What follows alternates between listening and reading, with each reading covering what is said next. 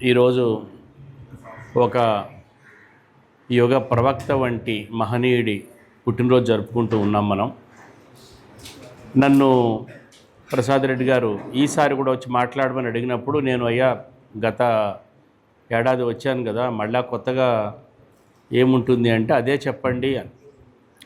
కానీ ఇవాళ వచ్చినందుకు నాకు కలిగిన సంతోషం ఏమిటంటే, నాకు తెలుసుండేవేమో కానీ ఆలస్యంగా తెలుసుండే వార్తలు.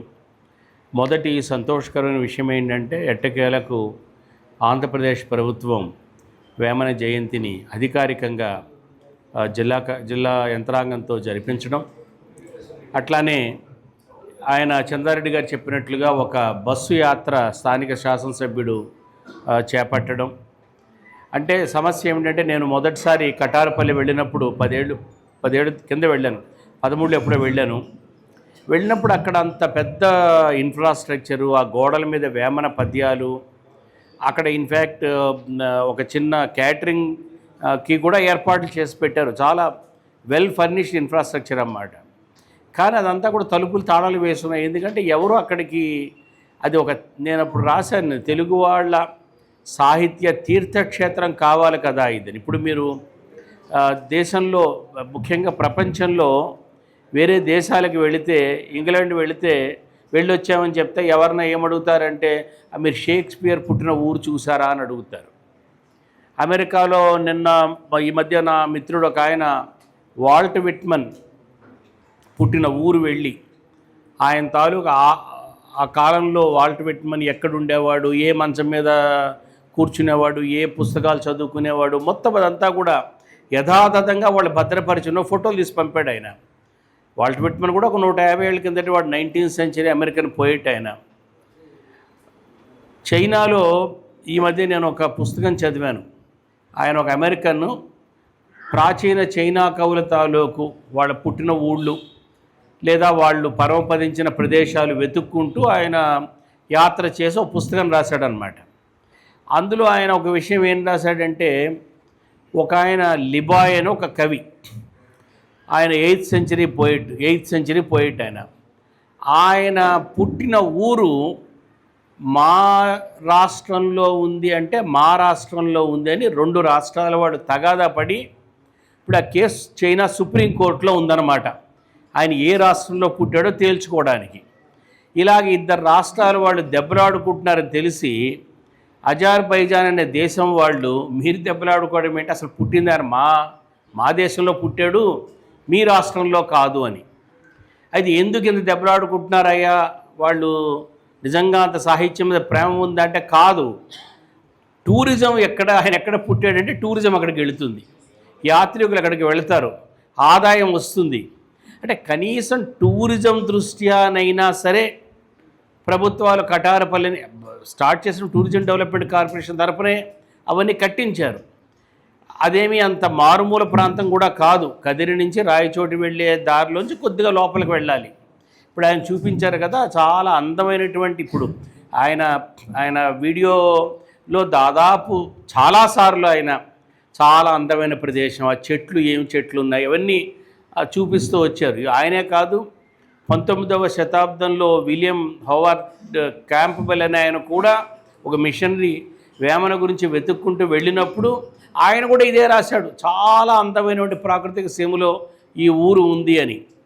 అది మనం అనుకుంటాం ఏదో అనంతపురం నీళ్లు లేని ప్రాంతం, అనంతపురం రాయచోటి ప్రాంతం అనుకుంటాం, కాదు. చాలా it looks like A European landscape లాగా ఉంటుందన్నమాట అక్కడికి వెళ్తే.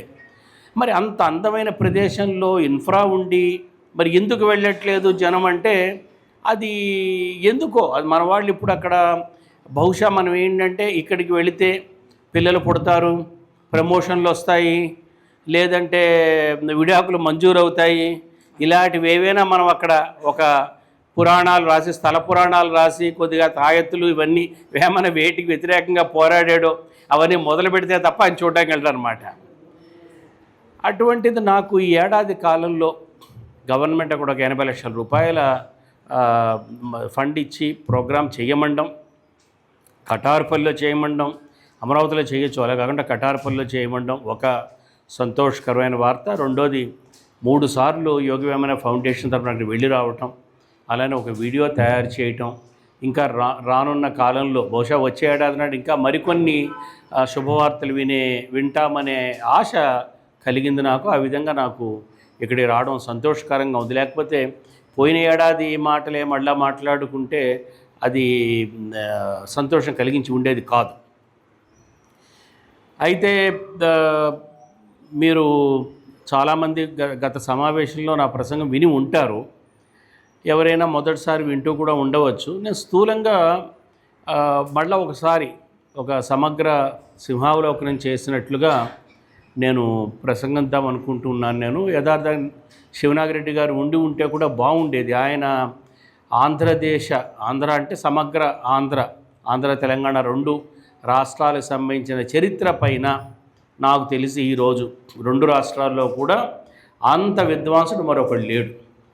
ఆయనకి కరతలామలకం అన్నమాట. మీరు ఎక్కడి నుంచానండి, ఒకసారి ఎక్కడి నుంచో ఫోన్ చేసి అయ్యా నేను ఈ ఫలానా ప్రాంతంలో ఉన్నాను అంటే ఆయన టకటకటక మొత్తం చరిత్ర అంతా ఫోన్లో చెప్తూ ఉన్నారు. ఆయన అంత రిఫరెన్స్, అంత అంత సజీవ మూవింగ్ ఎన్సైక్లోపీడియా ప్రస్తుతం ఇంకెవరు లేరు. శివనారెడ్డి గారు ఉన్నారు. ఆయన వచ్చి ఉంటే చాలా విషయాలు నిజంగానే తెలిసి ఉండేది. 1730లో అంటే ఇప్పటికీ సరిగ్గా చెప్పాలంటే 300 ఏళ్ల కిందట ఫాదర్ లెగాక్ అని ఒక ఆయన, సంజీవనాథస్వామి ఆయన పేరు. ఫాదర్ లెగాక్ అనే పేరు మీద మిషనరీగా ఉండేవాడు ఆయన, స్థానికుడు. ఆయన 1730లో వేమన పద్యాలు అని కొన్ని అంటే 368 పద్యాలు ఆయన సేకరించి ప్యారిస్ పంపించాడు. ఆయన పంపినప్పుడు ఆయన ఏం చెప్పాడంటే వేమన 1725 ప్రాంతంలో పరమపదించాడని చెప్పాడు. ఆయన 1650 ప్రాంతంలో ఆయన పుట్టి ఉంటాడు అని ఒక అంచనా వేశాడు ఆయన. తర్వాత 1972లో ఆంధ్రప్రదేశ్ ప్రభుత్వం వేమన తాలూకు 300వ జయంతి ఉత్సవాన్ని జరిపింది. అంటే చాలామంది పండితులతో పరిశోధకులతో, అప్పుడు దాదాపుగా వేమన పండితులు వేమన పరిశోధకులు చాలామంది అప్పుడు జీవించి ఉన్నారు. రాళ్లపల్లి అనంతకృష్ణ శర్మ గారు కానీ, బంగోరా కానీ, నార్ల వెంకటేశ్వరరావు కానీ వీళ్ళందరూ జీవించి ఉన్నారు. కాబట్టి దాదాపుగా వారందరినీ సంప్రదించే 1972 300వ జయంతి ఉత్సవంగా ప్రభుత్వం ప్రకటించింది. అంటే వేమన 1652లో పుట్టాడు అని ఒక అంచనాకు వచ్చినట్లు. అది మనం దాని గురించి ఆలోచిద్దాం. ఈ 1652లో ఒకవేళ వేమన పుట్టాడు అనుకుంటే 1725 నాటికి ఆయన పరమపదించి ఉంటాడు అనుకుంటే దాదాపుగా ఆయనకి ఇటొక 25 అటొక ఎన్ని 78 ఏళ్ళు ఎంతో ఉంటాయి ఆయనకి. ఎంత రఫ్లీ? సో 48 + 25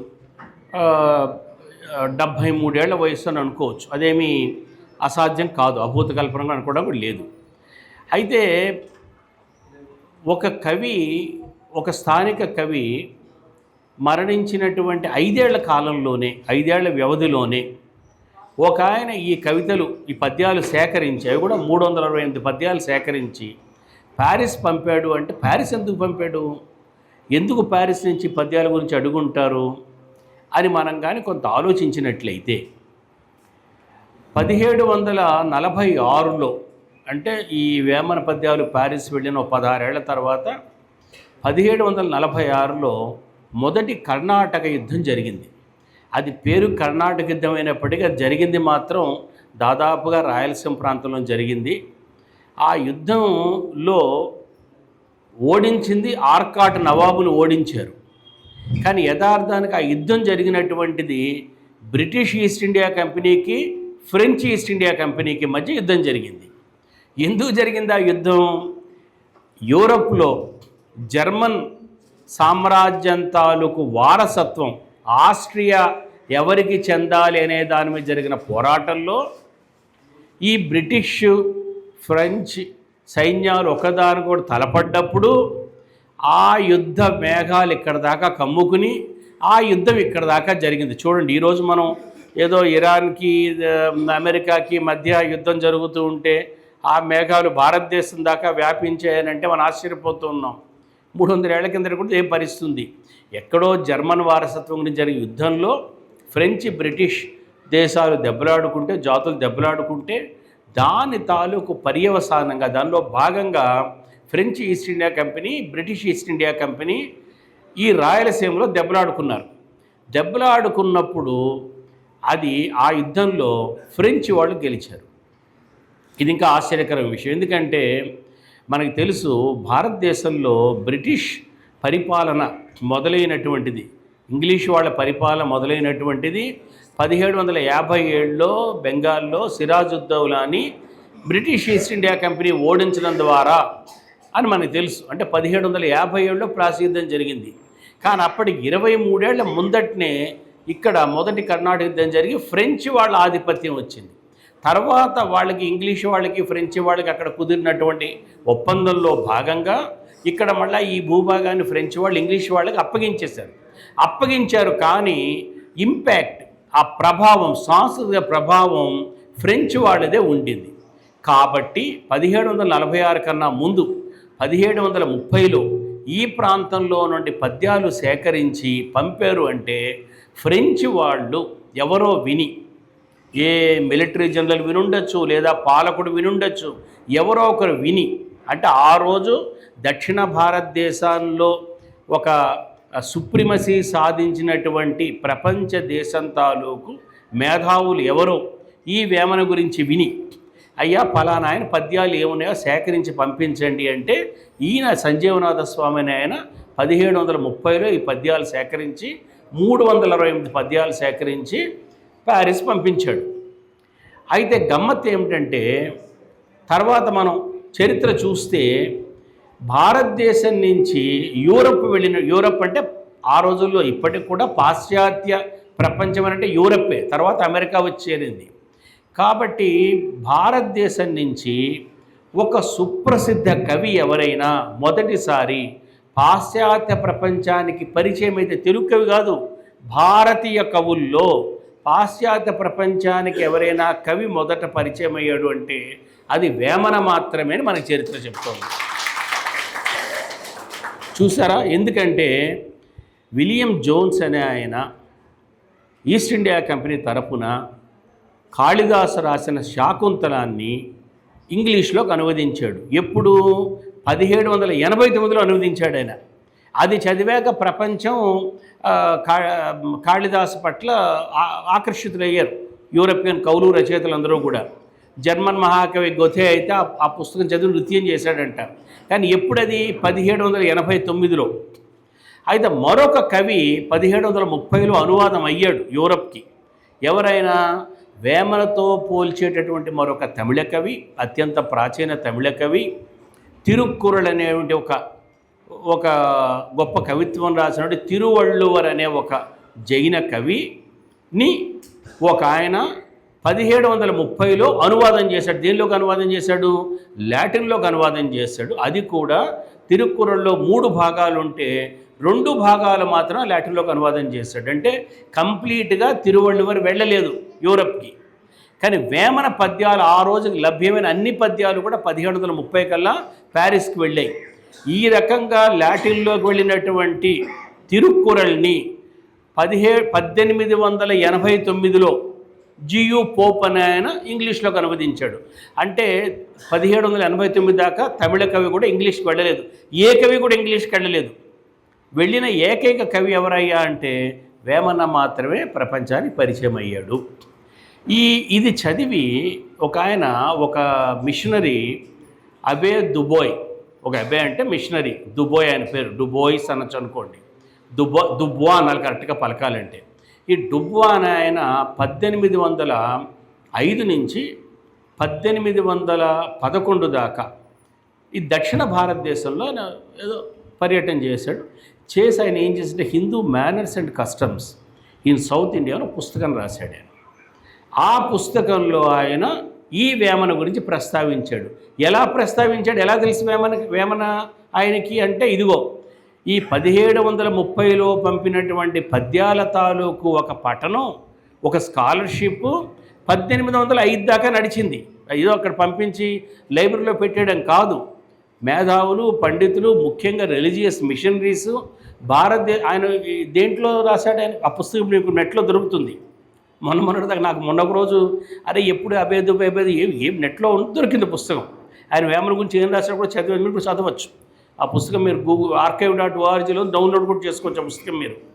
ఆయన వేమనని ఈ తిరువళ్ళువారితో ఒక ఇద్దరు ముగ్గురు మహానుభావులతో పోల్చాడు ఆయన. అంటే మనం గమనించవలసింది ఏంటంటే ఇప్పటికి 200 ఏళ్ల కిందటనే భారతదేశాన్ని రిప్రజెంట్ చేసేటటువంటి తెలుగు వాళ్ళు కాదండి, ఇండియాని రిప్రజెంట్ చేసేటువంటి ఇద్దరు ముగ్గురు మహాకవుల్లో వేమనను కూడా యూరప్ గుర్తించింది. 1817లో 1815లో ఇంకా చెప్పాలంటే 1817 అనుకుందాం. 17లో CP Brown East India company అప్పుడు ఇంకా ఈస్ట్ ఇండియా కంపెనీ నడుస్తుంది, మీకు తెలుసు కదా. 1858 దాకా ఈస్ట్ ఇండియా కంపెనీయే పరిపాలించింది భారత భూభాగాల్ని. ఈస్ట్ ఇండియా కంపెనీ ఉద్యోగిగా ఆయన మద్రాసులో రిపోర్ట్ చేసిన తర్వాత ఆయన్ని 1820లో కడప జిల్లాకి పోస్ట్ చేశారు. ఆ రోజుల్లో ఈస్ట్ ఇండియా కంపెనీ ఉద్యోగులను ఎక్కడన్నా పోస్ట్ చేస్తే వాళ్ళు బెంగాల్ నుంచి మద్రాసు దాకా ఈస్ట్ ఇండియా కంపెనీ పరిపాలన ఉండేది. దాదాపుగా 10-15 భాషా ప్రాంతాలు ఈస్ట్ ఇండియా కంపెనీ పాలనలో ఉండేవి. వాళ్ళ ఉద్యోగ నియమ నిబంధన ఏమిటంటే అక్కడ పోస్ట్ చేసిన ఉద్యోగి ఏ ప్రాంతంలో పోస్ట్ చేశారో ఆ ప్రాంతం తాలూకు భాష ఖచ్చితంగా నేర్చుకోవాల్సి ఉంటుంది. ఇప్పటికి కూడా ఆల్ ఇండియా సర్వీస్లో ఆ రూల్ ఉంది. ఎవరినో ఒక నార్త్ ఇండియన్ని తెలుగు రాష్ట్రాల్లో ఐఏఎస్ ఆఫీసర్ని పోస్ట్ చేస్తే ఆయన తెలుగులో ఒక పరీక్ష పాస్ కావాలి. పాస్ అయితే తప్ప ఆయన ట్రైనింగ్ పూర్తయినట్టు కాదనమాట. ఇది ఈస్ట్ ఇండియా కంపెనీ తాలూకు రూల్. ఆ రూల్లో భాగంగా ఏం ఆయన 1820 నుంచి 1824 దాకా ఆయన చెప్పింది ఏంటంటే దాదాపుగా 1821 నాటికి ఒక ఏడాది కాలంలోనే తెలుగు నేను ధారాళంగా చదవటం రాయటం ధారాళంగా పట్టుబడిందని రాసుకున్నాడు. సహజం, ఎందుకంటే కుర్రాడు 25 ఏళ్ల కుర్రాడు పోస్ట్ చేశారు, యంగ్ బాయ్, నేర్చుకోవడం కష్టం కాదు. నేర్చుకున్న తర్వాత అంటే చదవడానికి రాయడం వరకు విజ్ఞప్తులు చదువుకోవడం, అప్లికేషన్స్ రాయడం, కరస్పాండెన్స్ రాయడం వరకు ఆయన హీ వాజ్ ఫెమిలియర్. అయితే ఆయనకి తెలుగులో ఏదైనా సాహిత్యం కూడా చదివితే అప్పుడు నా తెలుగు భాష పాండిత్యం నాకు వచ్చిందని చెప్పుకోవచ్చని అనుకున్నాడు ఆయన. అనుకుని అడిగాడు. ఎలా అడిగాడు ఆయన ఈ అబేదుబే రాసిన పుస్తకం చదువుతారు కదా. ఎందుకంటే ఈస్ట్ ఇండియా కంపెనీలో ఆ సంప్రదాయం ఉండేది. ఎక్కడో ఒక అధికారి వెళ్తే ఈ ప్రాంతాల గురించి ఎవరు ఏం పుస్తకాలు రాశారు ఏం తెలుసుకొని చదువుతారు కదా. అలా చదివిన క్రమంలో ఆయనకి వేమన గురించి తెలిసింది. ఆయన అప్పుడు ఏం చేశాడు, ఆయన వేమన పద్యాల్ని సేకరించడం మొదలుపెట్టాడు. ఆయన అలాగ ఆయన వాళ్ళని వెళ్ళి పట్టుకుని పండితులను పట్టుకుని తన దగ్గర పనిచేసే ఉద్యోగులను పట్టుకుని ఆయన 1824 నాటికి ఆయనకి 7 ప్రతులు దొరికాయి, వేమన ప్రతులు. ఈ 7 ప్రతుల్లో ఉన్న పద్యాలన్నీ ఆయన కామన్గా ఉన్నవి తీసేసి అన్నిట్లో ఉన్నటువంటి యునీక్ పద్యాలు ఏమిటని ఆయన లెక్క వేసుకుంటే 693 పద్యాలు ఆయనకి లెక్క తేలాయి. మీరు చూడండి, 1730 నాటికి 328 పద్యాలు పంపించారు సంజీవన స్వామి. బ్రౌన్ గారు పద్యాలు వేసుకునేటప్పటికీ అవి 693 పద్యాలు. 1824లో ఆయన ఏం చేశాడంటే తనే అనువదించుకుని ఇంగ్లీష్లోకి ఆయన పుస్తకం వేశాడు. ఆ పుస్తకానికి ఆయన ఏం పేరు పెట్టాడు, ఆయన పద్యాల్ని 3 రకాలుగా విడగొట్టుకున్నాడు. ఆయన ఏం పెట్టుకున్నాడంటే మోరల్, సెటైరికల్ అండ్ మిస్టిక్ అని 3 విభాగాలుగా పోయమ్స్ ఆయన ఆర్గనైజ్ చేసుకున్నాడు. ఎందుకు ఇలా ఆర్గనైజ్ చేశాడు ఆయన? ఇట్లాంటి విభజన అంతకుముందు ఎవరు చేయలేదు. ఆ ప్యారిస్ ప్రతులు అట్లాంటి విభజన లేదు. బ్రౌన్ మాత్రం అట్లాంటి విభజన చేసుకున్నాడు. ఈ మోరల్, సెటైరికల్, మిస్టికల్ అంటే నీతి, వ్యంగ్య, యోగ మార్గ పద్యాలుగా ఆయన వాటి విభజించుకున్నాడు అన్నమాట. ఎందుకు ఇలా 3 రకాలుగా ఎందుకు విభజించుకున్నాడు అంటే నాకేమనిపిస్తుందంటే భర్తృహరి శతకత్రయం సుప్రసిద్ధం. మీకు తెలుసు, భర్తృహరి 5వ శతాబ్ది సంస్కృత కవి. ఆయన నీతి, శృంగార, వైరాగ్య శతకాల కింద 300 పద్యాలు ఆయనవి సుప్రసిద్ధ శతకత్రయం. తెలియని వాళ్ళు ఎవరూ ఉండరు. సంస్కృత సాహిత్యం గురించి చదువుకుని ఉంటాడు. కాబట్టి ఈయన ఏమనుకున్నాడు, ఈ వేమన పద్యాలను కూడా భర్తృహరిలాగా మనం 3 రకాలుగా విడగొట్టుకోవచ్చా అని ఆయన ఏం చేశాడు, మోరల్, సెటైరికల్ అండ్ మిస్టిక్ అని 3 పద్యాలుగా 3 భాగాలుగా విభజించుకుని అనువాదం చేసుకుని ఆయన 1824లో మొదటిసారి ప్రచురించాడు. అంటే ఏంటి, 200 ఏళ్ళు అయింది, 202 సంవత్సరాలు అయింది కరెక్ట్గా చెప్పాలంటే. మనం ఇప్పుడు అప్పటికి 100 ఇయర్స్ గడిచింది. యూరప్ తాలూకు ఇంట్రెస్ట్ ఈ కవి పట్ల. ఇప్పుడు 200 ఇయర్స్ హిస్టరీలోకి మనం ఎంటర్ అవుతున్నాం. ఆయన తిరిగి మళ్ళీ ఏం చేశాడు, ఆయన 2 ఏళ్లలో 1826లో మళ్ళా ఒకసారి దాన్ని రివైజ్ చేశాడు. ఆయన రివైజ్ చేసిన తర్వాత మళ్ళీ ఏం చేశాడు, ఆయన ఇలా కాదనుకుని 5 రకాలుగా ఆ పద్యాలు ఆయన విడగొట్టుకున్నాడు. విడగొట్టుకున్న తర్వాత మళ్ళా 1859లో ఇంకొకసారి మళ్ళా దాన్ని ప్రచురించాడు. ప్రచురించినప్పటికీ అప్పటికి ఆయన దగ్గరికి దాదాపుగా 1200 పద్యాలు వచ్చాయి, వేమన పద్యాలు. ఎట్లా పెరుగుతున్నాడు చూడండి, వేమన్న 1200 పద్యాలు వచ్చాయి. అప్పుడు ఏం చేశాడు ఆయన, ఈ పద్యాలు మళ్ళా 5 రకాలు విభజించుకున్నాడు. ఆయన విభజించుకుని మళ్ళీ కాదని ఏం చేశాడు, ముందు ఏం చెప్పాను నేను మీకు, మోరల్, సెటైరికల్, మిస్టిక్ అని చెప్పాను కదా. తర్వాత పుస్తకానికి ఏం పేరు పెట్టాడంటే ఆయన moral moral, religious and satirical అని టైటిల్ పెట్టాడమేమో మోరల్. ఇప్పుడు మిస్టిక్ అనే పదం పోయింది. మిస్టిక్ అనే పదం బదులు ఏమొచ్చింది, రిలీజియస్ అనే పదం వచ్చింది. చూడు, గమనించాలి. మోరల్, రిలీజియస్, సెటైరికల్ అని పెట్టాడు. కానీ పుస్తకంలో ఉన్న పద్యాల వరుస చూస్తే అది యాక్చువల్గా సెటైరికల్, మోరల్, రిలీజియస్. అంటే ఆ శీర్షిక్కిను ఈ లోపల ఉన్న పద్యాల వరుసకి మధ్య పొంతం లేదు. అంటే ఏమిటి అర్థమవుతుందయ్యా అంటే, ఆయన 1824 నుంచి 1866లో చిట్ట చివరి ఎడిషన్ వేశాడు. ఆయన దాదాపుగా 40 ఏళ్ల పాటు ఆయన ఈ పద్యాలను ఎలా వర్గీకరించాలి, ఈయన ఏ రకంగా మనం కేటగరైజ్ చేయాలి, ఈయన నీతి శాస్త్రకారుడా లేదా ఆధ్యాత్మిక వేత్తన లేదా యోగశాస్త్ర ప్రవర్తకుడా అన్నది ఆయన ఇతమిద్దాన్ని తేల్చుకోలేకపోయాడు. ఆయన కానీ రకరకాలుగా ఆర్గనైజ్ చేస్తున్నాడు. అయితే వేమన ఎప్పుడైతే ఈ పద్యాల్ని ఆయన చదవడం మొదలుపెట్టాడో, వాటిని అనువదించి ఇంగ్లీష్లో తీసుకొచ్చాడో, తీసుకురాగానే not only British India company, East India company, మొత్తం యూరప్ అంతా కూడా ఒక్కసారి ఈ కవికేసి తేరిపార్చడం మొదలుపెట్టారు. మొదలుపెట్టిన తర్వాత ఏమైంది, ఈ తెలుగు ముఖ్యంగా వాళ్ళు ఏ దృష్టిలో చూసారయ్యా అంటే, ఈ మోరల్, రిలీజియస్, సెటారికల్ విషయాలు పక్కన పెట్టి మొట్టమొదటి వాళ్ళకి ఇందులో కనిపించే సంతోషకరమైన విషయం ఏంటంటే, ఈ తెలుగు అర్థమయ్యే తెలుగుగా ఉంది.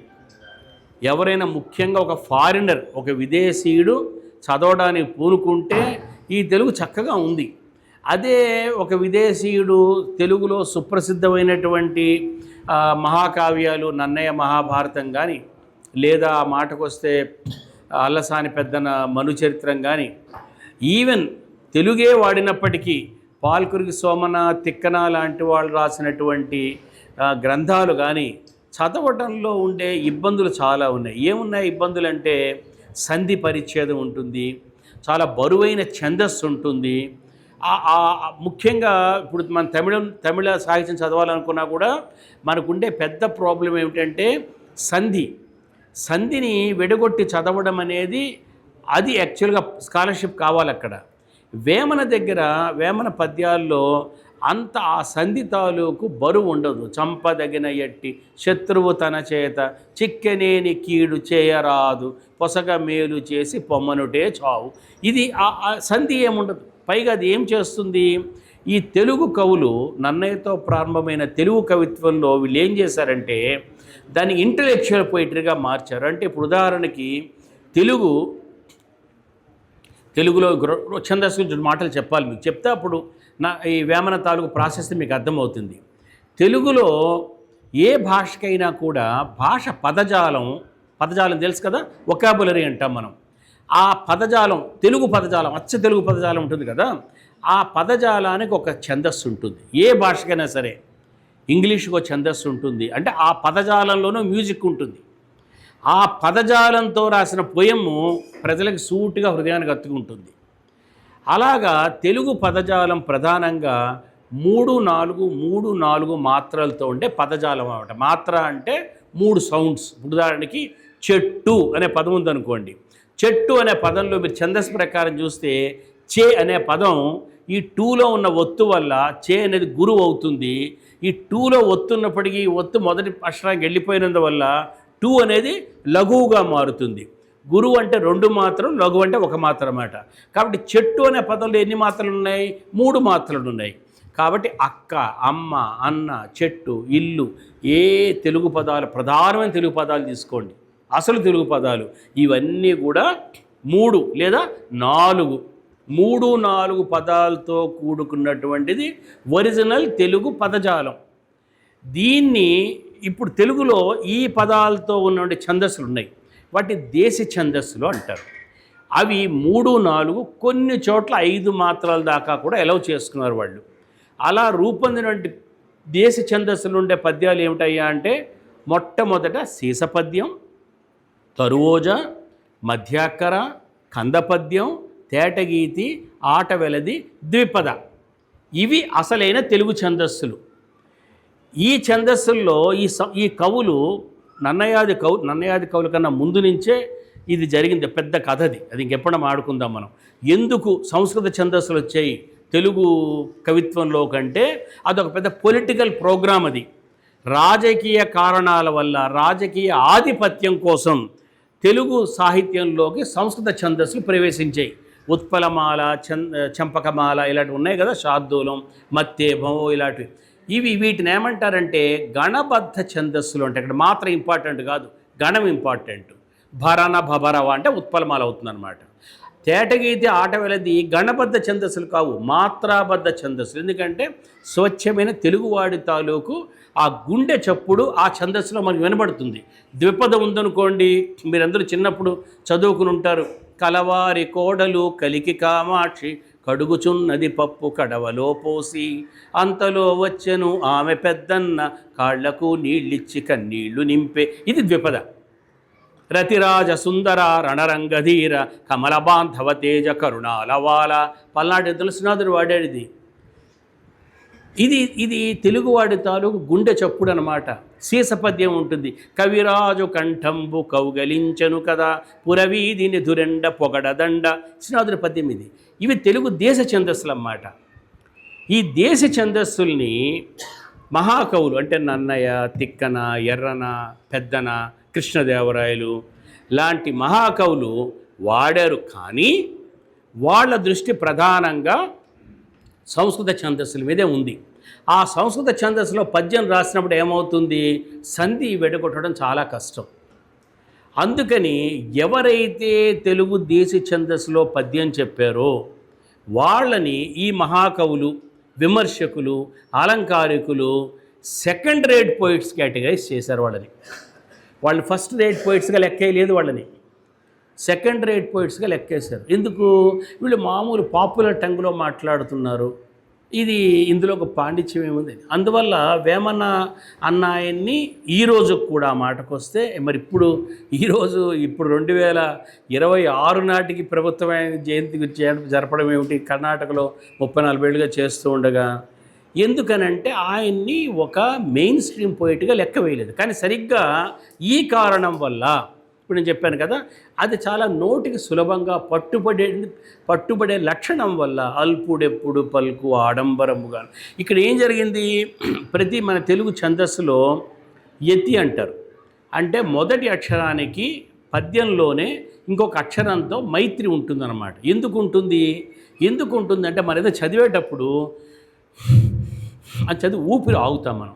అది ఒక రిలీఫ్ పాయింట్ ఉండాలి, ఏ పద్యంలోనే రిలీఫ్ పాయింట్ ఉండాలి. ఆ రిలీఫ్ పాయింట్ తర్వాత వచ్చే అక్షరాన్ని మొదటి అక్షరంతో కలుపుతారు, దాన్ని యతి అంటారు. ఆ యతి ఈ పద్యాలు రాసిన కవుల్లో కూడా యతి ఉంటుంది, కానీ రిలీఫ్ ఉండదు. మీకు అర్థమవుతుంది చెప్పింది? అంటే పద్యం నడుచుకుంటూ పోతుంది కానీ ఆగడం ఉండదు. ఈ రిలీఫ్ పాయింట్ని పట్టుకున్న కవి అల్పుడెప్పుడు పల్కు ఆగో ఆడంబరముగాను, ఈ ఆకి మధ్య యతి మైత్రి ఉంటుందన్నమాట. సజ్జనుండు పల్కు చల్లగాను, ఈ సాకి చాకి మధ్య యతి ఉంది. కంచు మోగునట్లు కనకంబు మ్రోగున, ఈ కాకి మధ్య యతి ఉంది. చూసారా, ఇది ఏం చేస్తుంది, ఇది చిన్న పిల్లవాడి ఆ పాప కూడా ఈ పద్యం నేర్చుకోలేదు. ఎందుకని, ఆగుతుంది, గుక్క పట్టడం ఆగుతుంది అనమాట. అలాగా అటజరి కాంచ భూమి సురుడంబర చుంబి శిరస్సర ఝరీ పటలమూర్ అన్నాడు అనుకోండి, అక్కడ యతి ఉంటుంది, కానీ రిలీఫ్ లేదు. అక్కడ రిలీఫ్ లేకపోతే ఏమవుతుంది, చదవడం గొప్పదే, ఇంటలెక్చువల్లీ గ్రేట్. కానీ ఒక సాధారణమైన ఒక మహిళ, ఒక రైతు, ఒక గృహిణి, ఒక చిన్నపిల్ల, ఒక కార్మికుడు, వీళ్ళు నోటికి రావాలంటే ఏం చేయాలి? అందువల్లనే ఈ రహస్యం పట్టుకున్నారు కాబట్టే ఆధునిక యుగంలో 20వ శతాబ్దంలో ఒక గురజాడ అప్పారావు, ఒక శ్రీశ్రీ, ఒక గద్దరు వీళ్ళ కవిత్వం ప్రజల్లోకి ఎలా ప్రవహించిందయ్యా అంటే వీళ్ళు రహస్యం పట్టుకున్నారు. వీళ్ళు గురజాడ అప్పారావు గారు దీన్ని పట్టుకున్నాడు. పట్టమేలే రాజు అయితే పట్టునన్నిపుడంచు కన్యక చుట్టుముట్టిన మంటలోనికి మట్టి తాజనియన్. చూసారా, ముత్యాల సర్వనాడు ఆయన కొత్తగా తీసుకురాలా. ఈ తెలుగు ఛందస్సులే, తెలుగు దేశ ఛందస్సునే కొద్దిగా ట్వీక్ చేశాడు ఆయన. అది వేరే. దాని తర్వాత శ్రీశ్రీ పట్టుకుని ఏం చేశాడు? పొలాలనన్ని హలాల దున్ని ఇలాతలంలో హేమం పిండగా జగానికంతా సౌఖ్యం నిండగా శరీర కష్టం స్ఫురింపజేసే సహస్ర వృత్తుల సమస్త చిహ్నలు నా వినిపించే నా వినిపించే నవీన గీతికి నవీన రీతికి భావం భాగ్యం ప్రాణం ఇట్లా రాస్తే ప్రపంచం మూర్చిపోయారు కవిత్వం ముందు. ఎక్కడి నుంచి వచ్చింది శక్తి? గమనించవలసిన అంటే ఇది తెలుగు కవిత్వం తాలూ శక్తి అన్నమాట. సిరిమల్లె చెట్టు కింద లచ్చుమమ్మో నువ్వు సినబోయి కూసున్నవి ఎందుకమ్మో. ఆ సిరిమల్లె చెట్టు సినబోయి కూసున్నవి గద్దర్ రాశాడు. ఎందుకు పడుతున్నారు అంటే అది మీరు గమనించాలి. దీన్ని ఎవరయ్యా కొల్లగొట్టిన వాడి రహస్యాన్ని అంటే తెలుగులో వేమన్న. అది అందుకని చెప్పాల్సి వచ్చింది.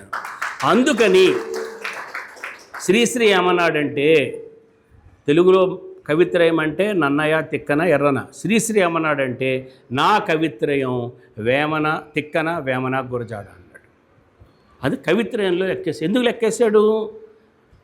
ఈ వాడెవడో ఫారినర్కి కన్వీనియంట్గా ఉండడం కాదు. ఫారినర్ కన్వీనియంట్గా ఉంది అంటే నీ దగ్గర భాషా సాహిత్యంలో కొత్తగా ప్రవేశిస్తున్న వాళ్ళు ఎవరో లేదు, ఈ ఇంటలెక్చువల్ ఈ స్కాలస్టిక్ సంప్రదాయానికి బయట ఉన్న వాళ్ళు ఎవరో వాళ్ళకు కూడా ఇది అవసరం కదా. అప్పుడు ఏం చేశారంటే టెక్స్ట్ బుక్స్లోకి పిల్లలకి పాఠాలు నేర్పే పాఠ్య పుస్తకాల్లోకి వేమన పద్యాలు ప్రవేశపెట్టే ప్రయత్నం మొదలుపెట్టారు. కానీ అది అంత సక్రమంగా జరగలేదని మనకి ఇప్పుడు రికార్డ్స్ తెలుస్తోంది. ముఖ్యంగా వేమన త్రూ వెస్ట్రన్ ఐస్ అని నార్ల వెంకటేశ్వరరావు గారు ఒక సంకలనం చేశాడు. అని చాలా విలువైన సంకలనం. దానిలోంచి కొన్ని భాగాలు ఈ మరుపూరు కోదండరామిరెడ్డి గారు ఆయన తెలుగు చేసి ఇందులో పొందుపరిచాడు. ఆయన చాలా ఆర్గ్యుమెంట్ నడిచింది. వేమన్ని మీరు పెట్టారు, ఇది కరెక్ట్ కాదు అని పండితులు గవర్నమెంట్ తగాదా పడ్డారని, చాలా గొడవ అయిందని, చివరికి ఏదో ఒక మధ్య మార్గం కింద ఏ పద్యాలు ఉంచాలి ఏ పద్యాలు ఉండో కూడా తీర్మానించుకున్నారు అని. చార్లెస్ ఫిలిప్ బ్రౌన్ చేసిన కృషి వల్ల ఏం జరిగిందంటే 19th సెంచరీలో ఒక బెటాలియన్, ఒక బ్యాటరీ ఆఫ్ మిషనరీస్ కానీ పండితులు కానీ ఈ వేమన పోయిటరీ పట్ల అట్రాక్ట్ అయ్యారు. ఎంత అట్రాక్ట్ అయ్యారు? వాళ్ళు ఇండియాకే వచ్చి ఉండక్కర్లేదు. మీరు విల్ డ్యూరాంట్ పేరు వినుంటారు.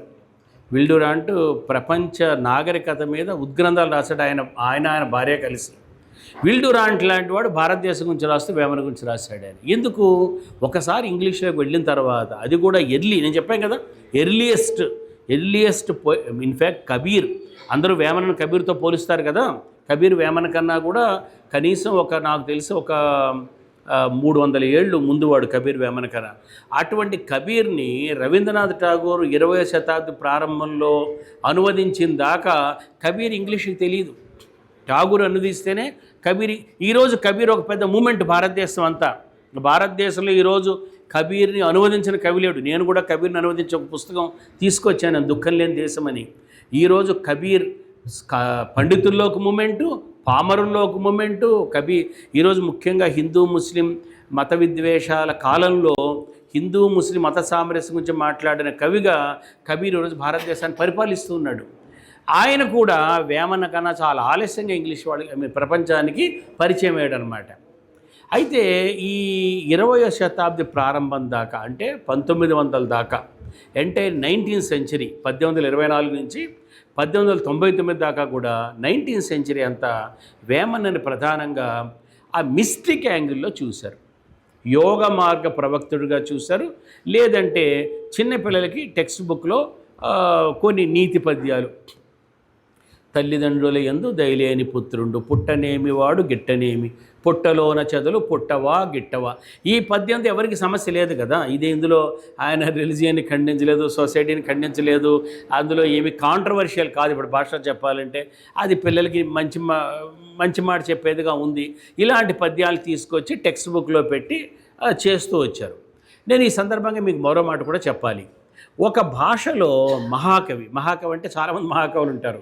మహాకవి అంటే ఎవరన్నా ఉంటే, సర్వోన్నతమైన కవి అంటే ఎవరన్నా ఉన్నారు అంటే ఆయనకి ఒక కొలమానం ఉంది.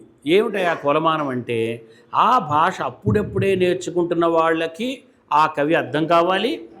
ఆ భాషలో జీవితం అంతా పండిపోయిన వాడు ఉంటాడు కదా, 80 ఏళ్ళ వృద్ధుడు, 90 ఏళ్ళ వృద్ధుడు, ఆయనకి ఏమయ్యా అంటే ఇంకా నేను ఆ కవిని అర్థం చేసుకుంటున్నానండి అనేటట్టు ఉండాలన్నమాట. అటువంటి కవి సంస్కృతంలో ఎవరయ్యా అంటే వాల్మీకి చిన్నపిల్లలకి సంస్కృతం నేర్పేటప్పుడు బాలరామాయణంతో మొదలు పెడతారన్నమాట. ఏ చిన్నపిల్లలు ఎవరైనా సరే మీరు ఎవరైనా సంస్కృతం నేర్చుకోవాలనుకుంటే చాలా ఈజీ మార్గం ఏంటంటే రామాయణం చదవడం. వాల్మీకి రామాయణం చదవడం మొదలు పెడితే మీరు ఒక 3 నుంచి 6 నెలలు మీరు ఆ శ్లోకాలు నెమ్మదిగా చదవడం మొదలు పెడితే మీకు సంస్కృతం మీకు వచ్చేస్తుంది. అలాగే పారసీకంలో సాది అని పోయిట్టున్నాడు, గులిస్తాన్ అని రాశాడు ఆయన కూడా అట్లాగే చిన్నపిల్లలు సాదితో మొదలు పెడతారు. పండిపోయాక పారసీకంలో ఏమంటే సాది ఇంకా భగవద్ రామానుజాచార్యులు రామాయణం అర్థం చేసుకోవడానికి 108 సార్లు చదివాడు అయినా కూడా నాకు అర్థం కాలేదని చెప్పాడు విశ్వనాథ సత్యనారాయణ రామాయణ కల్పవృక్షం రాశాడు. ఆయన దాసరి రంగాచార్యని అడిగాట, రంగాచార్యుని రామాయణం అర్థమైందా అంటే నాకు అర్థం కాలేదు, నాకు కూడా అర్థం కాలేదయా అన్నట్టు. అటువంటి కవి వేమన్న. అంటే చిన్నపిల్లలకి మనం అందరూ చిన్నప్పుడు స్కూళ్ళల్లో వేమన పద్యాలతో మనం చదువు మొదలుపెట్టాం. అయితే మనకు అర్థమైపోయిందా పద్యాలు, నిజంగా అర్థమయ్యాయి అవి అంటే ప్రతిసారి ఏదో ఒక పదప్రయోగం మనని సర్ప్రైజ్ చేస్తూనే ఉంటుంది. మనం బాగా అర్థం చేసుకున్నాము అని అనుకునే పరిస్థితిలో ఇప్పుడు ఉదాహరణకి అదేమిటది, భక్తి కలుగు కూడు గంగిగోపాలు గరిటెడైనను చాలు కడవడైననేమి కరము పాలు, భక్తి కలుగు కూడు పట్టెడైనను చాలు విశ్వదాభిరామ వినురవేమ.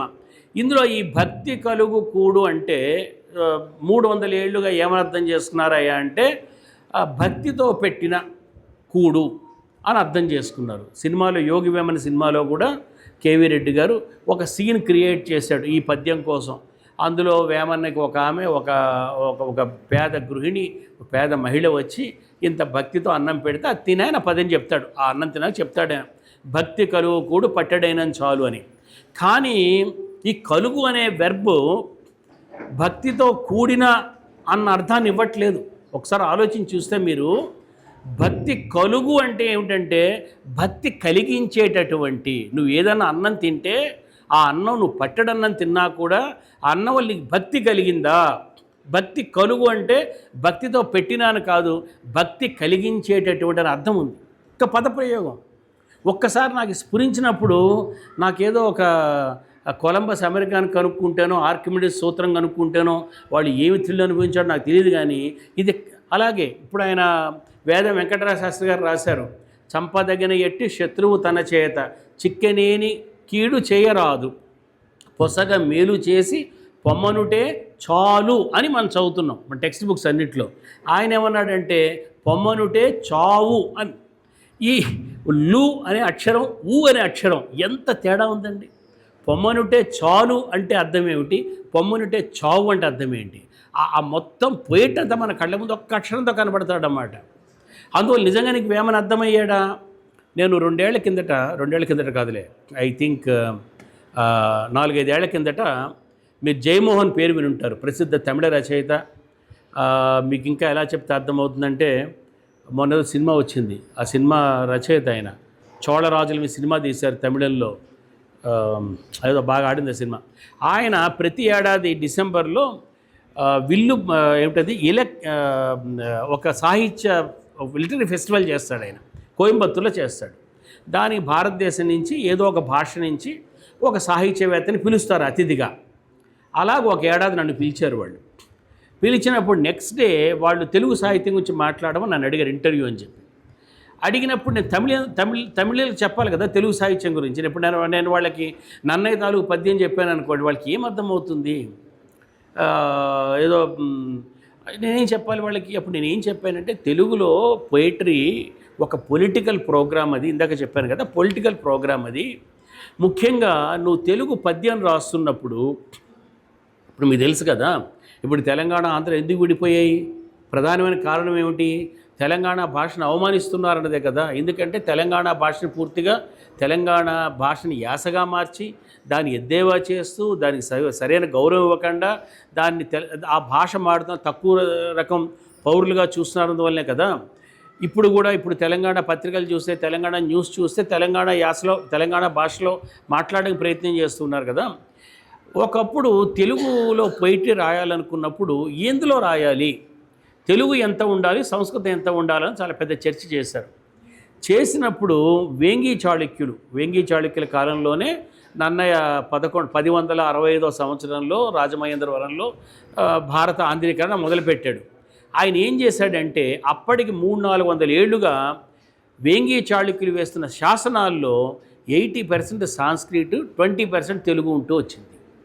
అదే టెంప్లెట్లో అదే ఫార్మేట్లో ఆయన 80% ఆయన సాంస్క్రిట్ పదజాలం వాడాడు, 20% తెలుగు పదజాలం వాడాడు ఆయన. ఎందుకు? ఒక రాజకీయపరమైన ఆధిత్యం రావాలి అంటే నీకు భాషాపరమైన ఆధిత్యం, ఆ రోజు భాషాపరమైన ఆధిత్యం ఏముంటే సాంస్క్రిట్ ఉంటేనే ఆధిపత్యం వస్తుంది నీకు. దాని మీద తిరుగుబాటు కింద ఇది 11వ శతాబ్దంలో నన్నయ్య ఈ పని చేశాడు. 12వ శతాబ్దంలో దాని మీద పెద్ద తిరుగుబాటు సంభవించింది.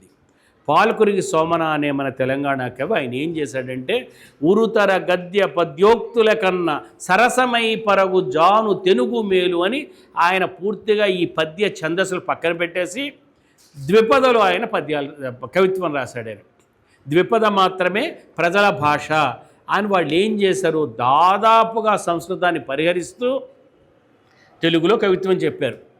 అప్పుడు 2 శిబిరాలుగా చీలిపోయింది. ఒకటి ఆంధ్ర శిబిరం, ఒకటి తెలంగాణ శిబిరం అన్నమాట. ఇది భాషను ముందుకు తీసుకువెళ్ళే కార్యక్రమం కాదని తిక్కనాని ఆయన ఏం చేశాడంటే ఈ రెండింటి మధ్య ఒక సయోధ్య కలిగిస్తే తప్ప, ఇది 2 రిలీజియన్స్ మధ్య పోరాటంగా జరిగింది. అదేమో వైదిక మతానికి, ఇది వీరశైవ మతానికి మధ్య పోరాటంగా మారింది. అప్పుడు తిక్కనాన్న ఆయన కవిత్వం రాశాడు, ఆయన భారతాన్ని కొనసాగించాడు. ఆయన ఏం చేశాడు, ఒక చక్కటి కథ చెప్పాడు. ఆ కథ ఏమిటంటే, నేను నిద్రపోతున్నాను, నా కల్లో దేవుడు కనబడ్డాడు, ఆయన చూడబోతే ఆయన విష్ణువా శివుడా తెలియకుండా ఉంది, ఆ లక్షణాలు ఈ లక్షణాలు కూడా కనిపిస్తున్నాయి, నువ్వు ఎవరివయ్యా అని అడిగాను. అప్పుడు ఆయన నేను హరిహరుణ్ణి అని చెప్పాడు ఆయన. అంటే ఏమిటి, తెలుగు సంస్కృతము రెండూ కలిపి, ప్రజల భాష శిష్ట భాష రెండూ కలిపి పోయం రాయవలసి ఉంటుంది అని ఆయన ఏం చేశాడు, చాలా చాలా తెలివిగా ఆయన ఈసారి 80% తెలుగు వాడి 20% సాంస్క్రిట్ వాడి, కానీ ద్విపద కాకుండా ఈ నన్నయ్య ఏ టెంప్లెట్లో భారతం రాశాడో అదే టెంప్లెట్లో ఈయన భారతాన్ని కొనసాగించాడు. టెంప్లెట్ ఏమో శిష్ట సమాజానికి సంబంధించిన టెంప్లెట్, భాష ఏమో ప్రజల భాష తీసుకున్నాడు. ఇటువంటి పరిస్థితుల్లో వేమన ఏం చేస్తుంటాడు చెప్పండి, ఆయన ఎట్లా పరిష్కరించుకుంటాడు సమస్య? ఇది చెప్పాను వాళ్ళకి. నేను ఏం చెప్పానంటే, మా దగ్గర ప్రతి పిల్లవాడు చదువుకునే మొదటి పద్యం అల్పుడెప్పుడు పల్కు ఆడంబరముగాను, సజ్జనుండు పల్కు చల్లగాను, కంచు మోగునట్లు కనకంబు మోగున. ఇది చూస్తే ఇందులో అల్పుడు, ఆడంబరము, సజ్జనుడు, కనకము, మళ్ళీ కంచు నేను సంస్కృత పదం లెక్కాను, ఎందుకంటే కాంశం సంస్కృత పదం, కంచు తెలుగు పదమే. ఇవి మాత్రమే సాంస్క్రిట్ వర్డ్స్. పలుకు, గాను, చల్ల, కంచు, మోగునట్లు ఇవి తెలుగు పదాలు. అంటే మీరు లెక్కేస్తే 50-50 అన్నమాట. చూసారా, సమానం. ఇంకా చెప్పాలంటే ఒక 100 వేమన పద్యాలు మీరు తీసుకుని ఈ రకమైనటువంటి ప్రోగ్రాం చేస్తే 60% తెలుగు ఉంటుంది, 40% సాంస్క్రిట్ ఉంటుంది, 80-20 కాదు. మీకు అది సంస్కృతం అనిపించండి, నేను లెక్కేసి సంస్కృతం అనుకోవాలి, తెలుగు పదాల్లాగా ఉంటాయి అవి. కనకం అంటే మీరు తెలుగు పదం అని అనుకుంటారు, సంస్కృత పదం. ఇప్పుడు అన్నం ఉందనుకోండి, అన్నం తెలుగు పదం కాదు, అన్నం సంస్కృత పదం, కానీ మన తెలుగు పదంలాగా అయిపోయింది అది. అలాగా ఆయన ఏం చేశాడు, ఆయన వాడిన పదాలు చాలా సాంస్క్రిట్ వర్డ్స్, తెలుగు పదాలు కనిపించే పదాలు వాడాడు. అంటే ఆయన తాలూకు నేను ఎందుకు చెప్తున్నానంటే మనకి బాగా అర్థమైపోయాడు కవి. ఆ రోజు చెప్పాను నేను, సజ్జనుండు పలుకు చల్లగాను. ఆ చల్లగాను అన్న దానిలో చల్ల అన్న ఆ యాడ్జెక్టివ్ ఉంది కదా, దాని మీద నేను మీతో 3 గంటలు మాట్లాడగలను. ఎందుకు? చల్లగాను అంటే చల్ల అంటే కూల్ అన్న అర్థం ఉంది, చల్ల అంటే కామ్ అని అర్థం ఉంది, చల్ల అంటే నిశ్చలంగా అని అర్థం ఉంది, చల్లగా అంటే కొద్ది జాగ్రత్తగా చెప్తాడని అర్థం ఉంది. ఆ చల్ల అన్న పదానికి కనీసం 50 రకాల అర్థాలు ఉన్నాయి. ఒక్కొక్కసారి ఒక్కొక్క అర్థంలో మనకు ఆ పదం, ఇది మామూలు ఫస్ట్ టైం అయినప్పుడు మనకు అర్థమైపోయింది అనుకుంటాం. సజ్జనుండు పలుకు చల్లగాను, ఇది చెప్తే మీరు ఆశ్చర్యపోతారు. అక్కడ మొత్తం తమిళ శ్రోతలు చప్పట్లు కొడుతున్నారు వాళ్ళు ఈ పద్యం గురించి చెప్తూ ఉంటే. 2 సార్లు చప్పట్లు కొట్టారు వాళ్ళు. ఒకటి నాకు పోతన గారి పద్యం మందార మకరంద మాధుర్యమున తేలు పద్యం వినిపించినప్పుడు ఆ భాష వాళ్ళకి అర్థం కాలేదు, కానీ ఆ మ్యూజిక్ చప్పట్లు కొట్టారు. ఈ అల్పుడెప్పుడు పలుకు ఆడంబరముగాను పద్యం వినిపించినప్పుడు ఆ అర్థానికి చప్పట్లు కొట్టారు. ఇది 19th century Vemana. 20th century రాగానే కట్టమంచి రామలింగారెడ్డి గారితో 20వ శతాబ్దపు వేమన అధ్యయనం మొదలైంది చెప్పచ్చు. 20వ శతాబ్దం అంతా వేమన చాలా కొత్తగా కనపడడం మొదలుపెట్టాడు. ఇప్పుడు ఏమైందంటే ఆ రిలీజియస్ అండ్ మోరల్ పద్యాలు పక్కకు పోయి సెటైరికల్ ఉంది కదా, వ్యంగ్య పద్యాలు, ఆ వ్యంగ్య పద్యాలు రాసిన వేమన చాలా చాలా ప్రధానమైన పోయిట్గా మనకు కనబడ్డాడు. ఎందుకు? 20th సెంచరీ ప్రధానంగా అది ప్రజా అసమ్మతి, సోషల్ ప్రొటెస్ట్, వ్యవస్థితమైనటువంటి దుర్మార్గాల పట్ల, అణచివేతల పట్ల, వీటి పట్ల ఒక తిరుగుబాటుగా సంభవించిన కాలం కాబట్టి ఆ social protest angle of Vemana ముందుకు వచ్చింది. అది ఇలాగెవడు ఏ తెలుగు కవి ఇట్లా మాట్లాడలేదే, ఇలా సమాజాన్ని ఎత్తి చూపలేదే, ఇలాగ ఈ వర్ణ వ్యవస్థని, ఈ దేవుళ్ళని, ఈ ఆచారాలని, ఈ మూఢ నమ్మకాలని వీటిని ఇంతగా ఎద్దేవా చేసిన కవి ఎవడు లేడే అంటే ఉన్నారు, కవులు లేకపోలేదు. కానీ ఇప్పుడు బసవేశ్వరుడు ఉన్నాడు, ఆయన కన్నా మించిన సామాజిక సుధారకుడు, సంఘ సంస్కృత మరొకడు మనకు కనబడ్డు. కానీ ఆయన మరొక దేవుణ్ణి ప్రతిష్ఠించుకున్నాడు. ఆయన ఒక కూడల సంఘమైన ప్రతిష్ఠించుకుని ఆయన సమాజాన్ని విమర్శించాడు. వేమన అట్లా ఏ దేవుణ్ణి ప్రతిష్ఠించుకోలేదు ఆయన. ఆ రకంగా చెప్పాలంటే తన ఆత్మసాక్షి మరొకటి లేదు. ఆత్మశుద్ధి లేని ఆచారమది ఏల, భాండ శుద్ధి లేని పాకమేల.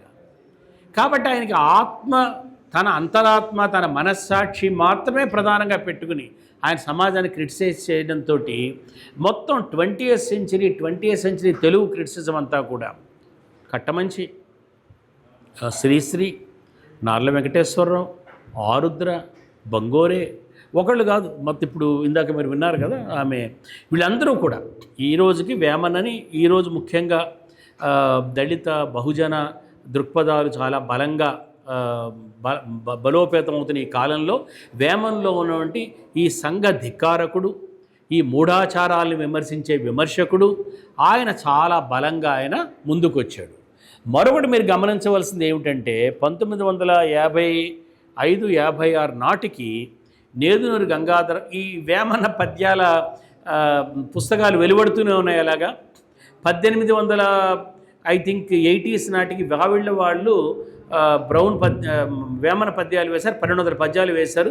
కానీ వాళ్ళు చేసిన తప్పు ఏమిటంటే వాళ్ళు బ్రౌన్ తాలూకు 2nd ఎడిషన్నే వాళ్ళు కాపీ కొట్టి వేసి పొరపాటున కూడా ఎవ్వరూ బ్రౌన్ పేరు ప్రస్తావించలేదు. 20వ శతాబ్దం దాకా బ్రౌన్ పేరు ప్రస్తావించకుండానే వేమన పద్యాలను వేసుకుంటూ పోయారు. 1956లోనే ఎప్పుడో నేదునూరి గంగాధరం గారు మహానుభావుడు, ఆయన జానపద వాంగ్మయ పితామహుడు లాంటి వాడు, ప్రజల నోళ్లల్లో ఉన్నటువంటి పద్యాలు పాటలు సేకరించినవాడు. ఆయన వేమన పద్యాల సంపుటి వెలువరించాడు. ఆయన పద్యాల సంపుటి వెలువరించేటప్పటికి వేమన పద్యాలు 5000 పద్యాలు అయ్యాయి. అంటే 300 ఏళ్ల కాలంలో 1730 నుంచి 300 ఏళ్ళు కూడా కాదు, 200 ఏళ్ళే, 1730 నుంచి 1950 నాటికి 368 పద్యాల వేమన 5000 పద్యాల వేమనగా మారిపోయాడు. ఇవి వేమన రాశాడు ఈ పద్యాలన్నీ. ఒకవైపు ఏమనొచ్చు అంటే ఇదంతా స్పూరియస్ తెలుస్తూనే ఉంది కదా. 5000 పద్యాలు వేమన రాస్తుంటే బ్రౌన్కి దొరికిన పద్యాలును, ఆ సంజీవనాథ స్వామికి దొరికిన పద్యాలును, చివరికి వావిళ్ళ వారికి కూడా దొరికిన పద్యాలు, ఈ 4000 పద్యాలు ఎక్కడి నుంచి వచ్చినట్టు? ఆట వేలది చాలా చాలా అనువైన ఛందస్సు, ఎవరన్నా పద్యం చెప్పచ్చు. ఆ రకమైన భావాలు కలిగిన వాళ్ళు ఎవరైనా సరే పద్యం చెప్పి చెట్టచార విశ్వదాభిరామ వినరవేమ అంటే పద్యం అయిపోతుంది. అది వేమన పద్యంగా చలామణి అవ్వచ్చు, కానీ స్పూరియస్ అది, ఆ రకంగా కొట్టి పారేయవచ్చు. కానీ రెండవ ఆలోచన ఏమిటంటే ఇదే పరిస్థితి కబీర్కి కూడా సంభవించింది. ఇప్పుడు కబీర్ పేరు మీద కూడా ఒక 2-3 వేల పాటలు దోహాలు ఉన్నాయి. ఒక ఆయన పారస్నాథ్ తివారీ అని ఆయన ఏం చేశాడంటే 1960 ప్రాంతంలో అసలు కబీర్ ఎవరు అని ఆయన పరిశోధన చేసి ఆయన తేల్చాడు, ఏదో ఒక లెక్క తేల్చాడు. అసలు కబీర్ పేరు మీద ఒక 500-600 దోహాలు, ఒక 200-300 పదాలు, ఏవో కొన్ని రమైనీలను లెక్క తేల్చాడు. నేను కబీర్ని అనువదించడానికి కూర్చున్నప్పుడు చదివా, ఆయన ఏదైతే అసలు కబీర్ అని తేల్చాడో అవన్నీ చదివాను. నేను చదివితే ఆశ్చర్యం అంటే గాంధీ గారు కూడా కబీర్ని అనువాదం చేశాడు. ఆయన గాంధీ గారికి వేమన పద్యాలు బ్రౌన్ సంకలనం ఉందని చెప్పు ఉంటే ఎవరైనా గాంధీ గారు వేమన కూడా అనువదించి ఉండేవాడు. అయితే గాంధీ గారు కబీర్ని అనువదించిన పద్యాలు ఈ పారస్నాథ్ తివారీ సంకలనంలో లేవు. మరి గాంధీ ఏ కబీర్ని అనువదించాడు? ఈరోజు మన యూట్యూబ్లో చూస్తే చాలామంది గీతకర్తలు సంగీతకారులు పాడే కబీర్ పదాలు ఆ పారస్నాథ్ తివారీ సంకలనంలో లేరు. మరి ఈ కబీర్ ఎవరు? ఈ కబీర్ స్పూరియస్సా? లేదు, ఇతను కబీరే. ఈ కబీరు ప్రజల నోళ్లలోంచి వచ్చిన కబీర్ అనమాట. అలాగే ఈ వేమన 5000 పద్యాల్లో ఉన్న వేమన కూడా ప్రజలు సృష్టించుకున్న వేమన ఇప్పుడు ఒక వ్యక్తి కాడు. ఇంకా 5000 పద్యాల దగ్గరికి వచ్చినప్పటికి Vemana is no longer an individual poet, now he has become an institution. Vemana అనే ఒక వ్యవస్థగా మారాడు ఇప్పుడు ఆయన. ఆ వ్యవస్థ కొన్ని లక్షణాలు కూడా మనం చెప్పవచ్చు. ఆ లక్షణాలు ఏమిటయ్యా అంటే ఆయన విగ్రహ విధ్వంసకుడు. ఆయన ఏదో ఇప్పుడు ఆయన వేమన్నని ఎన్ని రకాల మతాలకి అంటగడ్డ ప్రయత్నం చేశారంటే ఆయన ఫలానా మతం కాదని చెప్పిన వాడు లేడు. చివరికి ఆయన్ని నాదయోగిగా కూడా తేల్చారు. కానీ ఏ ఒక్క మతానికి చెందినవాడు కాడు, ఏ ఒక్క మతాచారాన్ని ప్రోత్సహించిన వాడు కాడు, ఏ ఒక్క దైవ విగ్రహాన్ని పెట్టి ఈ దేవుణ్ణి కొలవడం చెప్పినవాడు కాడు. ఈశ్వరుడు శివుడు ఇట్లాంటి మాటలు వాడచ్చు. ఆ శివుడు ఆ ఈశ్వరుడు అనేది ఈశావాసి ఉపనిషత్తులో ఈశా అన్నప్పుడు ఆ ఈశ్వరుడు ఏ ఈశ్వరుడో వేమన మాట్లాడిన శివుడు ఈశ్వరుడు కూడా ఏమిటది అంతరంగమందు అపరాధములు చేసి మంచివాని వలెను మనుజుడుండు ఇతరులు ఎరుగకున్న ఈశ్వరుడు ఎరుగడా అంటే ఆ ఈశ్వరుడు అంటే మనం శైవులు కొలిచే శివుడు కాడు.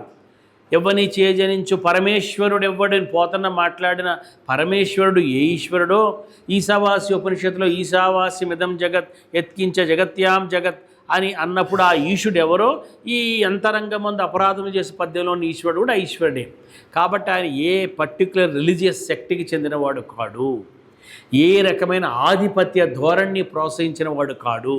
ఒక్క మాటలో చెప్పాలంటే he never sided with any establishment, whether it was social or political or religious or any kind of establishment అన్నమాట. పూర్తిగా ఆయన ప్రజాపక్షపాతి. అయితే ప్రజాపక్షపాతి అని చెప్తున్నప్పుడు ఈరోజు ఉద్యమకారులు లేదా ఈ ఎస్టాబ్లిష్మెంట్ వ్యతిరేకంగా పోరాడుతున్నటువంటి వీళ్ళు ఎవరైతే ఉన్నారో ఈ ఉద్యమకారులు, నేనేం చెప్పదలుచుకున్నానంటే వేమన ఉద్యమకారుల పక్కన కూడా నిలబడే వేమన కాడు.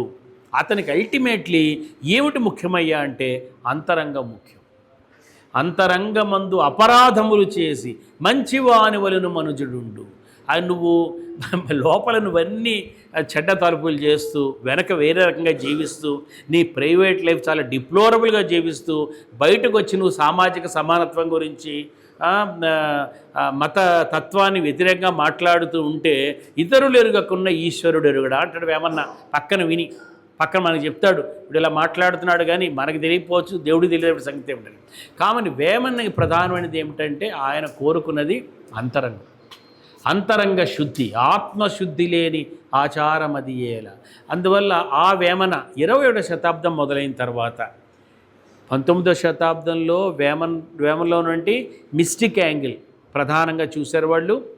20వ శతాబ్దంలో సెటైరికల్ యాంగిల్ ప్రధానంగా చూశారు వాళ్ళు. ఇప్పుడు 21st సెంచరీలో మళ్ళీ వేమన మీద రాస్తున్నారు. ముఖ్యంగా 2 పుస్తకాలు చూశాను నేను. ఒకటి హనుమాండ్ల భూమయ్య అని ఆయన ఒక పుస్తకం రాశాడు, డాక్టర్ యలవర్తి భానుభవాని అని ఒక పుస్తకం రాశాడు. వీళ్ళిద్దరి పుస్తకాలు చదివితే నాకు అకస్మాత్తుగా వేమన కొత్త రూపంలో కనబడ్డాడు. ఎవరయ్యా వేమన అంటే వేమన విద్యావేత్తగా కనబడ్డాడు.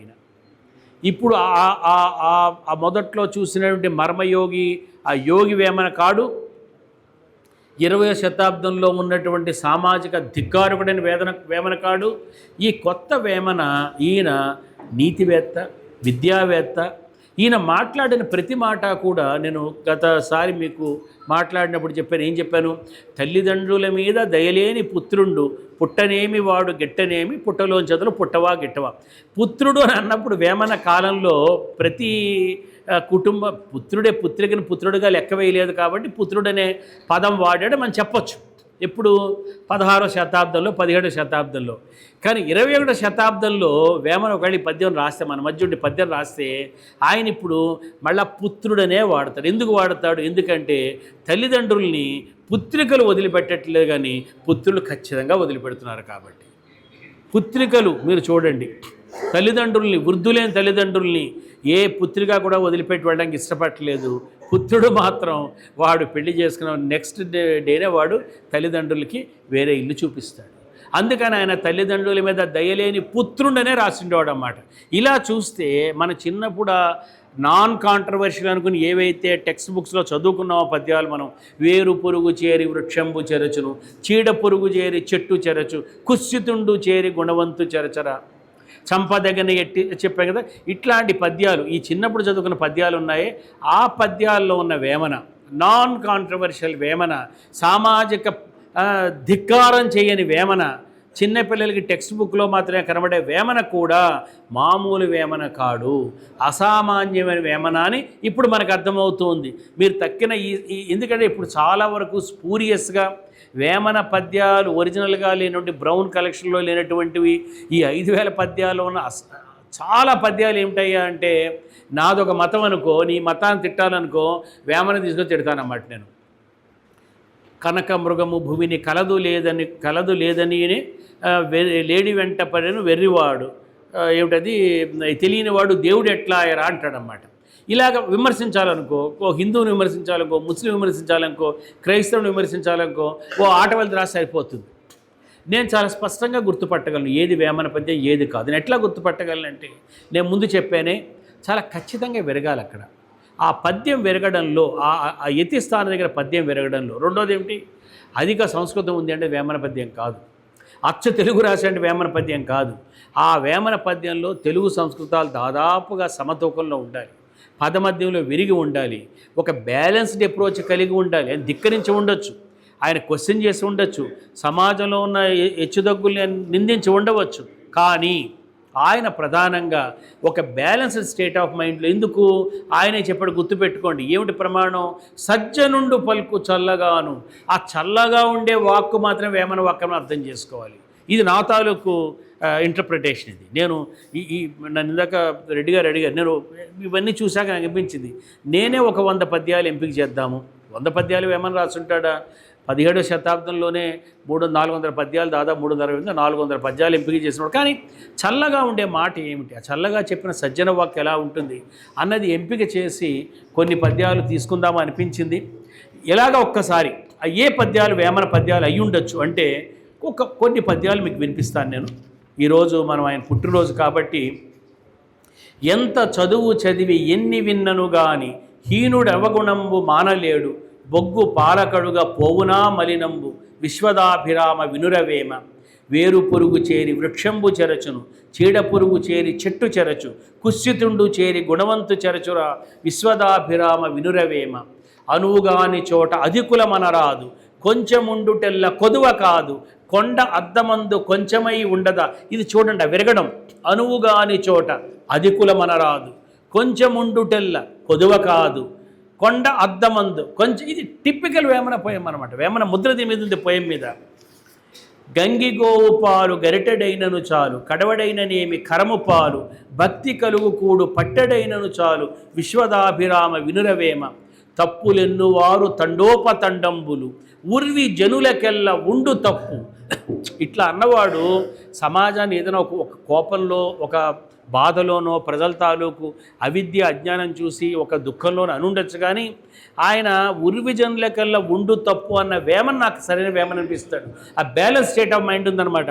తప్పులెన్నువారు తండోపతండంబులు, ఉర్వి జనులకెల్ల ఉండు తప్పు తప్పులెన్ను వారు తమ తప్పులెరుగరు విశ్వదాభిరామ వినురవేమ తేనె తెరల జాడ తేనెటీగ ఎరుంగు సుమరసంబు జాడ భ్రమర మెరుగు పరమయోగి చూడ భక్తుడెరుంగును విశ్వదాభిరామ వినురవేమ నీళ్లలోన మొసలి నిగిడి ఏనుగుబట్టు బయట కుక్క చేత భంగపడును స్థానబలిమి కాని తన బలిమి కాదయ విశ్వదాభిరామ వినురవేమ చాకి కోకలు దిగి చీకాకు పడజేసి మైలదీసి లెస్స మడుపు చేయు బుద్ధి చెప్పువాడు గుద్దిన నేమయ ఇది వేమన. ఎందుకంటే గుద్దాడు ఒకటి రెండుసార్లు గుద్దకుండా లేడాయన. మనసులోని ముక్తి మరి ఒక చోటను వెదకబోవాడు వెర్రివాడు గొర్రె చంకబెట్టి గొల్ల వెదకినట్లు మర్మ మెరుగలేక మతములు కల్పించి ఉరివి జనులు దుఃఖమందుచుండ్రు గాజుటింట కుక్క కళవళపడు రీతి విశ్వదాభిరామ వినురవేమ. ఇటువంటి పద్యాలు ఇవి నాకేమనిపిస్తుందంటే ఇందులో పాండిత్యం లేదు, అలంకార జ్ఞానం లేదా తన తాలూకు పాండిత్యాన్ని తన తాలూకు భాషా వైదేశ్యాన్ని ప్రతిష్ఠించుకోవాలి ప్రదర్శించుకోవాలని కోరిక లేదు. ఒక దైవాన్నో ఒక మతాన్నో ఒక రాజ్యాన్నో నిలబెట్టాలన్న ప్రయత్నం లేదు. తన కులం ఏమిటో ఇప్పుడు ఏమిటో నేను కొండవీడు వెళ్ళాను. నేను ఊరు కొండవీడు ఉనికి పశ్చిమ వీధి మోగ చింతపల్లె మొదలు వీధి మొదలు ఊరు వెర్రి వేమననంగా వేదాంతవేత్తర. ఇందులో ఆ ఊరు కొండవీడు ఉనికి పశ్చిమ వీధి అన్న వాక్యం తప్ప తక్కిన అన్ని 2-3 వాక్యాలు 20-30 రకాల పద్యాల్లో ఉన్నాయి. ఏది నిశ్చయంగా చెప్పలేము. సరే కొండవీడు వెళ్ళినప్పుడు వేమన నాకు శ్రీనాథుడు దృష్టిలో ఉన్నాడు. వేమన గురించి చూద్దాం అన్నాడు. నాకేమనిపించిందంటే బహుశా కొండవీడిలో పుట్టి ఉండొచ్చు, కానీ ఆయన రెడ్డి రాజుల పాలనలో అయితే పుట్టి ఉండడు. అనవేమారెడ్డి పెదకోమటి వేమారెడ్డి కాలానికి చెందినవాడైతే కానే కాడు. ఏ విధంగా చూసినా కూడా ఆయన 1565 అంటే విజయనగర సామ్రాజ్య పతనం రక్కసతంగడి యుద్ధం అయిన తర్వాత 1746 మొదటి కర్ణాటక యుద్ధం, ఈ మధ్య 200 ఏళ్ల కాలంలో మాత్రమే వేమన పుట్టి ఉంటాడు. ఈయనకి ఆ రోజులో ఈ మొత్తం ప్రాంతాన్ని నిజాం నవాబ్ కుతుబ్ షాహీల కాలంలో ఉండింది. ఆయనకి విశాల సామ్రాజ్యాన్ని ఎవరు పరిపాలిస్తున్నారు, ఫ్రెంచ్ వాళ్ళు ఇంగ్లీష్ వాళ్ళు దెబ్బలాడుకున్నారు, ఇవేవి ఆయనకి తెలియదు. ఆయనకి తెలిసినల్లా ఏంటంటే స్థానిక పాళేగారుల పరిపాలన ఉన్న గ్రామాలు, స్థానిక పాళేగారుల తాలూకు ఆ సంకుచితమైనటువంటి సామాజిక రాజకీయ వాతావరణంలో ఆయన తిరిగాడైనా ఆశ్చర్యం కాకపోయి ఉండొచ్చు. ఎందుకంటే కొండవీడులో పుట్టి కటారపల్లి వెళ్ళడం ఆశ్చర్యమేం కాదు. వేములవాడ భీమకవి వాళ్ళమ్మ ద్రాక్షారామ భీమేశ్వరుడు మొక్కుకుందంట. మరి ద్రాక్షారామ భీమేశ్వరుడికి మొక్కుకుంది ఆమె అంటే వేములవాడలో కూడా శివాలయం ఉంది కదా, ద్రాక్షారామం ఎందుకు వెళ్ళింది అంటే ద్రాక్షారామ భీమేశ్వరుడు ఎటువంటి కోరికనైనా తీరుస్తాడని విని వెళ్ళి ఉండవచ్చు. ఆమె అప్పటికి వితంతు, ఆమె నాకు బిడ్డ కావాలని కోరుకుంది. చాలా వైల్డ్ రిక్వెస్ట్ అది, దేవుడు అనుగ్రహించాడు. అందుకని వేములవాడ భీమకవి అన్నారు. వేములవాడ భీమకవి ఏమిటి, ద్రాక్షారామాలు అలాగ ఆ కాలంలో. కాబట్టి కొండవీడిలో పుట్టిన ఆయన కటార్పల్లిలో నిష్క్రమించి ఉంటాడు అని కూడా నాకు ఏమీ అసంబద్ధం అనిపించదు. కానీ నాకు ప్రధానంగా ఏమనిపించిందంటే ఆయన చూసిన జీవితం, ఆయన చూసిన ప్రాంతం మాత్రం రాయలసీమ ప్రాంతమే. ఇప్పుడు ఆ సమాధి వేమన సమాధి కాదని కొంతమంది రాశారు, కొంత ఆర్గ్యుమెంట్ చేశారు. కానీ నాకేమనిపిస్తుందంటే కాంపబెల్ ఏం రాశాడంటే ఖచ్చితంగా ఆయన కటారపల్లిలోనే ఆయన ప్రపంచాన్ని వదిలిపెట్టి వెళ్ళాడు. ఎందుకంటే ఆ వాతావరణం అక్కడ ఒక ప్రశాంతమైన వాతావరణం. నేను చెప్పాను కదా, ఆయన హీఈస్ ట్రూలీ ఏ మిస్టేక్. ఎందుకంటే ఆత్మతృప్తి, ఆత్మశుద్ధి, ఆత్మ సంతోషం, ఆత్మ పరిశుద్ధిని మాత్రమే కోరుకున్న మనిషి అని మనకు అర్థమవుతుంది. కాబట్టి 21వ శతాబ్దం వేమన ఒక 25 భాగం 4వ భాగం గడిచిపోయింది 21వ శతాబ్దంలో. ఇప్పుడు ఈ 2026 నుంచి మనం 2వ పావు భాగంలో ప్రవేశిస్తున్నాం. 21వ శతాబ్దం మొదటి అర్ధ భాగంలో 2వ పావు భాగంలో ప్రవేశిస్తున్నాం. ఈ రానున్న 25 ఏళ్లలో వేమన మరి కొత్త వెలుగులు, ఇప్పుడు ఇట్లాంటి మహానుభావులు ఈ వేమన తాలూకు లెగసీని ముందుకు తీసుకువెళ్ళేవారు. మీరు చేసే ప్రయత్నాల వల్ల ఇంకా ఎవరెవరు అన్ని భాషల్లోకి రావాలి, విస్తారంగా అనువాదం జరగాలి. ఒక ఇంగ్లీష్ ఏమిటి, అన్ని భాషల్లో చైనీస్లోకి, జపనీస్లో కూడా వేమన వెళ్ళాలని అనుకుంటాను నేను. ఎందుకంటే ఇంత ట్రూ పోయెట్, ఇంత ఒరిజినల్ పోయెట్. ఇంత ముఖ్యంగా నేను చెప్పేది ఏమిటంటే, నేను భాష గురించి చెప్పాను మీకు. భాష మాత్రమే కాదు, ఆత్మశుద్ధి. ఆయన he didn't stand for any particular religion or sect or group or ఏదో ఒక ముఠాకో, ఒక రాజ్యానికో, రెడ్డికో, రాజుకో, ఎవరో ఒకళ్ళ కోసం నిలబడి కవిత్వం చెప్పలేదు ఆయన. కేవలం తన కోసం, తన ఆత్మసంతృప్తి కోసం ఒక నిజమైన మానవుడు వెతుక్కుంటూ కవిత్వం చెప్పాడు. అటువంటి కవిత్వం మనం చదువుకోవాలి, మన పిల్లలు చదువుకోవాలి. తెలుగు భాష ఉన్నంతకాలం వేమన ఉండాలి కోరుకుంటూ ఉంటాను.